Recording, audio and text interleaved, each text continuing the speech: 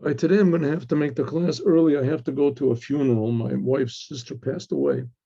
So instead of 3 o'clock, I'm going to make it now the class, and it's going to be a shorter class also. Okay, this week's Torah portion is Bashalach. Pharaoh sent the Jewish people, he evicted the Jewish people from Egypt. When Pharaoh evicted the Jewish people, now the word Vayehi, it usually means something sad. Vayehi b'yemei Achashverosh usually means a bad thing happened. What was the bad thing? We'll talk about it. There's an explanation of the Orach Chaim. When Pharaoh sent the people, V'lo nacham Elohim derech Eretz Pelishtim, he didn't let them go by the way of the Eretz Pelishtim, and I'll say what that is in a moment. Ki karovu, because it was too close. Ki amar Elohim, because God said, maybe the people regret when they see a war and they'll come back to Egypt. Let's see if we can get this picture over here and I'll try to show you. Here. Oh. Here's a picture of Egypt. All right. I guess I don't rule over this thing here. Here's a picture of Egypt. Here is Israel here. When the Jews left Egypt, the easiest thing for them to do to get to Israel was just to go straight like this. To go straight. See if we can get another picture. Here's a better picture. Here's Egypt. Here's Israel. Right? So they could have just gone straight. Here, maybe, perhaps this is the best. Here, see? To go straight this way. But the problem is, this is the land of Israel. Here is Eretz Pelishtim. Eretz Pelishtim is, I guess, where now the Palestinians that made their country. Or actually, we gave them the country. In any case, that's over there. So the Palestinians, the Pelishtim, they were a fierce people, and the Jews were totally unlearned in war. They didn't know how to fight. So they were afraid that if it was, even this was a close way to go, but it would also be a close way to return. So therefore, God took them all the way over here. Now, where exactly is the Yam Suf, that they call it the Red Sea or the Sea of Reeds? I mean, Yam really is sort of like the Sea of Reeds. Where it is exactly, there's a lot of different opinions about where it was, but generally it's accepted that the Jews went into this Yam Suf and they came out on the same side they went in, and they went into this, they just went down the river and then they came out the same side. However it was, let's see what we can get, let's go back here. All right, so by Bashalach Pharaoh, when Pharaoh sent the people, he sent the Jews. Rashi.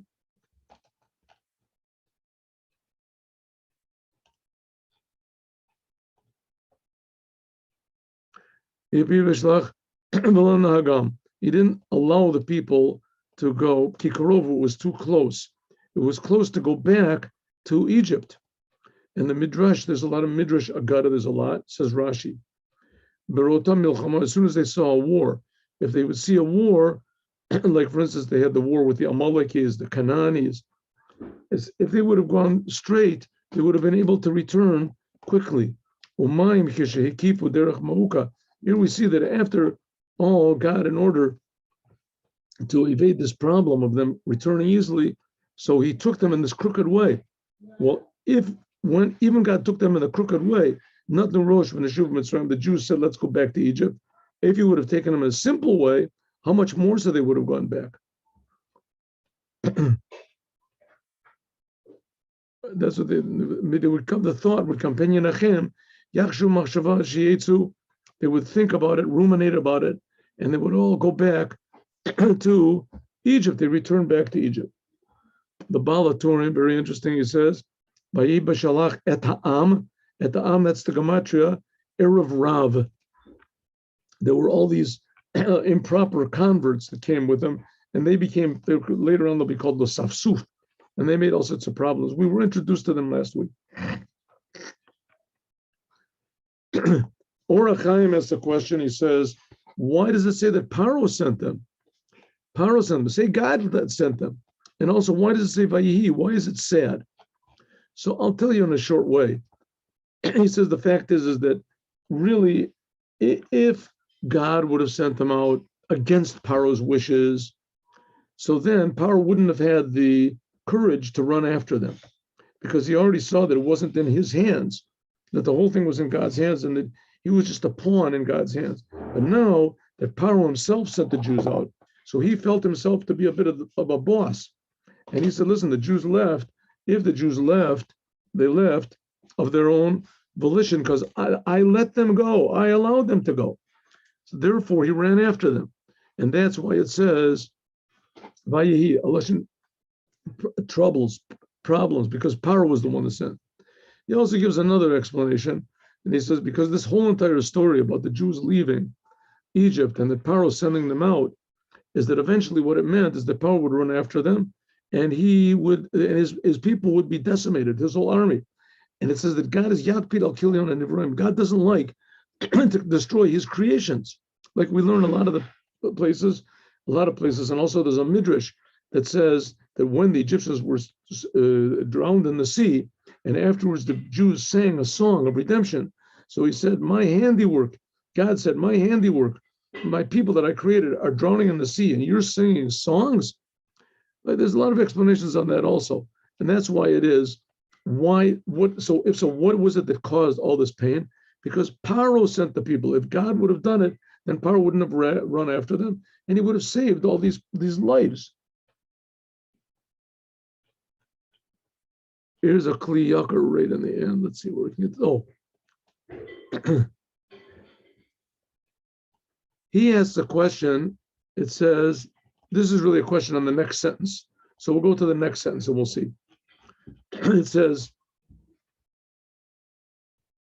Vayasev Elokim et ha'am, so God detoured the people through the desert. What's called Yam Suf. The Chamushim, and the Jewish people were armed, they left Egypt. Oh, the Or Chaim is going to ask, the Kli Yakar, Rabbi Shlomo Milunchitz, he's going to ask a question. What do you mean the Jewish people really had weapons?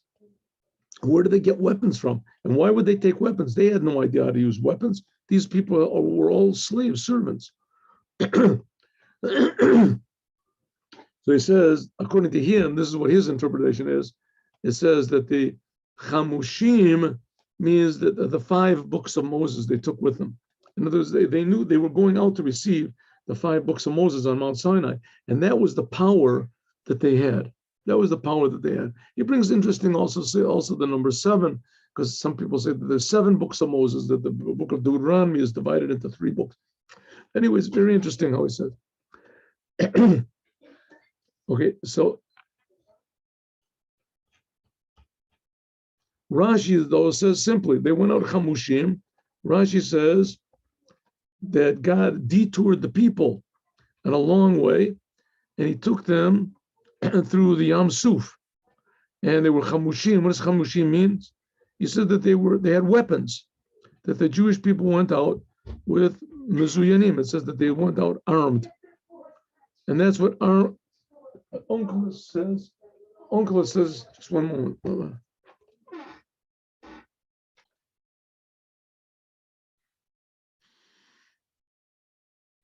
Here's another explanation that Rashi brings. Another explanation. Chamushim. What does it mean? They went out Chamushim. They went out 1/5. It was 5. 1/5 of the Jewish people left Egypt, and 4/5 died in the 3 days of darkness.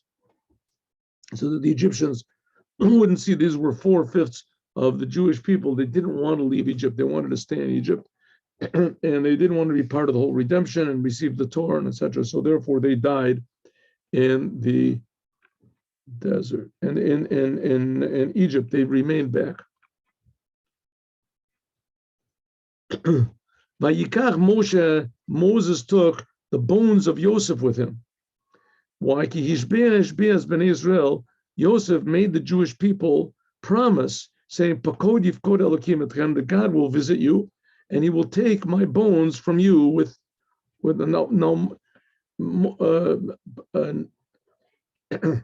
sorry. Yosef died well before Moses was born. And in any case, he certainly died well before the Jewish people left Egypt, he died something like, I don't know, 120, 130 years at least before the Jews left Egypt. So Moses was not there when he received this oath. So the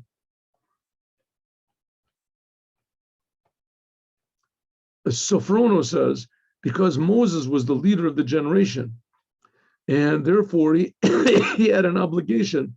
The obligation of the generation of all the Jewish people is on the leader. So therefore Moses, because he was the representative of all the Jewish people, so he had to take them out. Ask the question, obvious question, Ari, when Yaakov died, so Yosef took Yaakov's bones out of Egypt immediately. He didn't let him be buried in Egypt.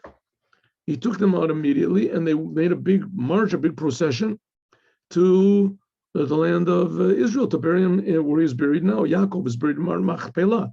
Why didn't Yosef also say the same thing? Is that why didn't Yosef make them swear, the Jewish people, that they would take him out right now to the land of Canaan and bury him over there? True, Yosef is not buried in Marat Machpelah, is not buried in Hebron, he's buried in Shechem, but nevertheless he could still be taken up to there. I mean, it was the possession of the Jews. The Yaakov bought it. Why didn't he do what Yaakov? Omer Yosef said, now I am the ruler in Egypt, and I have the ability to do, but my children, I don't know if the Egyptians are going to allow them to do it. So I can't make them take an oath that they can't fulfill. So therefore, he said that eventually when Moses comes and whoever comes takes the Jews out of Egypt, then they'll have the ability and they can do it. Who did he swear? He swore it to his brothers, and so we know that also the brothers of all of the tribes, in other words, all of them, they all died in Egypt, right? Not just Yosef died in Egypt, the only one, and was buried in Egypt also. Of course, they all died, but they were all buried in Egypt. The only one that was taken out of Egypt immediately when he died and was not buried there at all was Yaakov. But except for that, all of the tribes died. Also, they all died, and their bones were also taken out with them. Like it says, itchem, with you, right?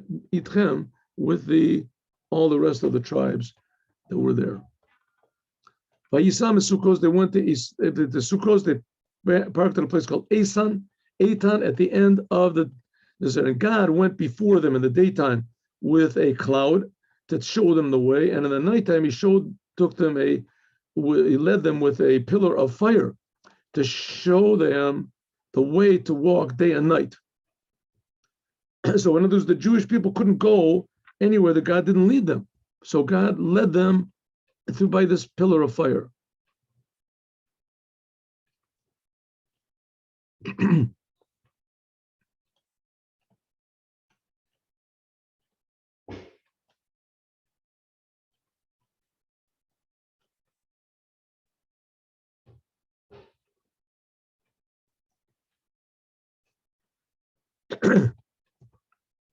And this was also protective. In addition to this, they also had clouds that surrounded them and protected them.